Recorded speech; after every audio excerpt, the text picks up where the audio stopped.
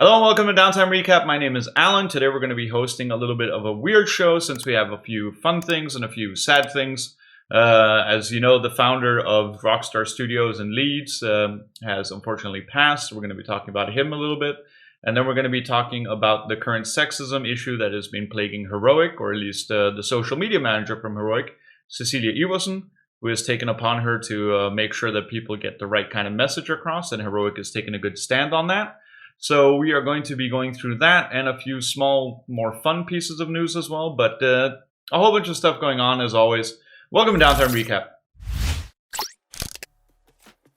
So it seems that just yesterday, a few people were called out into the Danish technological universities, and those people were the police, because the guard in question at the venue was actually wondering why some things had been moved around. He had found some suspicious activity of some sort, and he decided to call the cops because he thought that people were breaking and entering into the university campus area. Some people, by that meaning gamers, had gotten together and started a little LAN party because they thought they would be home free, because in other areas of the building, people were allowed to study in groups, a little bit spread out, of course, for exams. So they thought they were going to be pretty easy to, sneak in and host a LAN party there.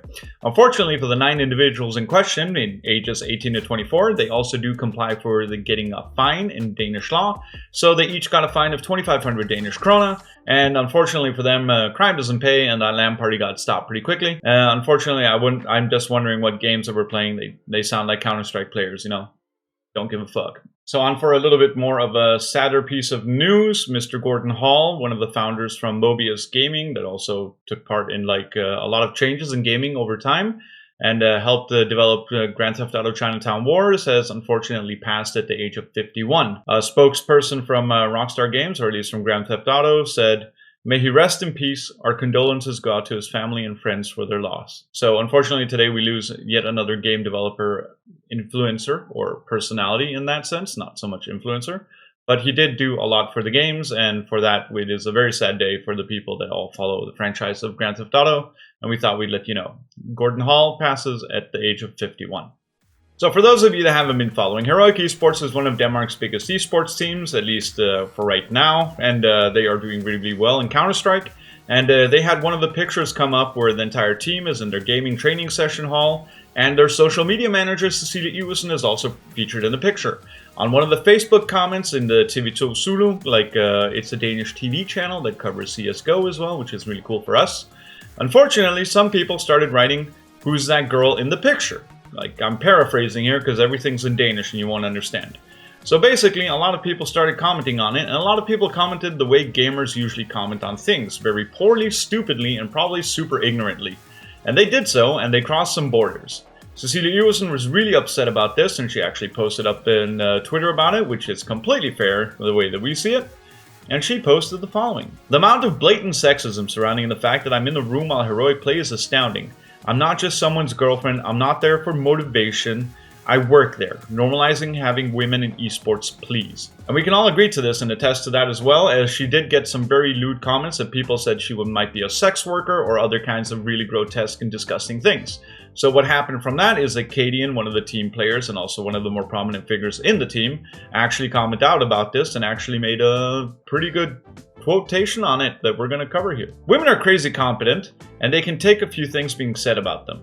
But it shouldn't have to be this way." And he's 100% correct, and that's the way we see it here. Unfortunately, there is a lot of shit that gets thrown at just females being near CSGO players. And a lot of the people commenting are probably 13 years old or even older, and that's still no excuse. You should stop doing this immediately, and you should completely, rethink your life, because it's kind of grotesque and disgusting. But if you look through it, a lot of people chime in with their opinion. CadiaN actually ends out with a quote in Danish, which is on screen right now, where he's saying that we as private individuals and organizations have to get it together. We have to get around the problem and start putting a focus on the tone that's being said or put forward. Why this is a problem and what we can do about it, because there is room for everybody in esports, and this is very true. At least in one thing, we can't be regressing to being 5-year-old kids in the 1960s about this, I think we've moved on a little bit as a culture, so let's hope we can actually turn this a little bit around. So as he points out, it's probably a really good idea to actually do something about it, and we commend Heroic for actually, taking a little bit of a break, a breather, stopping, and then, putting their foot forward and talking to the media and telling them to cut that out. Good for you guys. Yeah, and then for another piece of news from us here at Downtime, we just launched a new cosplay show called Iconic. Iconic is a YouTube-based cosplay show, since everybody's going crazy having nothing to do, that me and some of the other people at Downtime discussed that we wanted to do for a while. And thanks to our partners Battlewolf, MSI, and Essen Studios that's helping us put together the production, which is also the people backing this YouTube channel, we've been able to raise a prize pool of around 3,000 euros, and we also have some goodie bags coming out for people from MSI. And what we're going to be able to do is let people film at home and do like, talk about their cosplays in one video, and then do a showcase in another video, and then we're going to like edit it together, and then create an online digital version of a normal Nordic cosplay show. So it's for everybody from Finland, Denmark, Norway, Sweden, Faroe Islands, Greenland, and Iceland. I think I got those all. I don't know if I forgot a country, I'm sorry. Basically, it is just a cosplay show for everybody to have something to do. The signups open in about 14 days to 20 days. I don't know when this is coming out.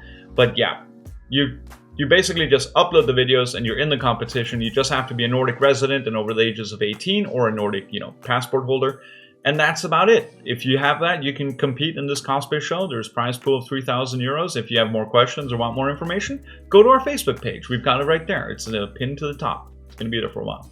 So for those of you that don't know, Star Citizen is a game that, has been in development since forever. It's an idea of doing like this space mega game thing where you can like build like super big, well, you can't build ships, but you can get ships that are really, really big. You can walk around in them, you can like land on planets, you can do different things. That game has been in development since forever, and it's crowdsourced. So basically, they've just generated $350 million on a game that hasn't even been pushed out yet. So basically, they're making the money of actually having the game out. And I have to stop saying so basically. But yeah, they made $350 million, $77 million alone in 2020. And still, to some of us other gamers that play like FPS games, or like League of Legends, or like Modern Warfare, or like other games that, get finished, we don't know the appeal. I'm kind of at a clueless point here on this, but hey, if you like it and you want to give them money, go ahead. It's the internet. Do whatever you want. People are paying for weirder things anyways. And segueing away from the insane situation that is $350 million in crowdsourcing for a game that still hasn't been completed, we're going to go off into our last piece of news here, and I'm just going to talk about Capcom, who has now rescinded the working at home order since they've had like major leaks happen towards their content.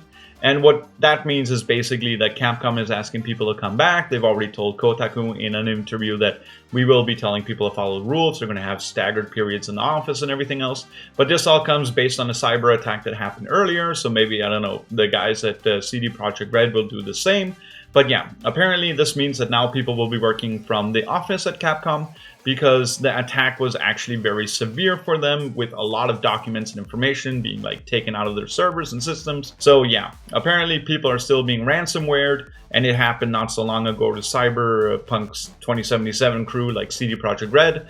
And this seems like it's not going to go away anytime soon. So if you guys work with IT security out there, you probably have a lot of work for you and for like the next 10 years at least. Thank you for watching Downtime Recap. My name has been Alan. Hopefully you'll be following our cosplay show as it happens. Follow us on social medias and all the other jazz. You can find that below. And then that's about it. Thank you for watching Downtime Recap with me, Alan, your host, and I hope you guys have a wonderful week. It's Monday.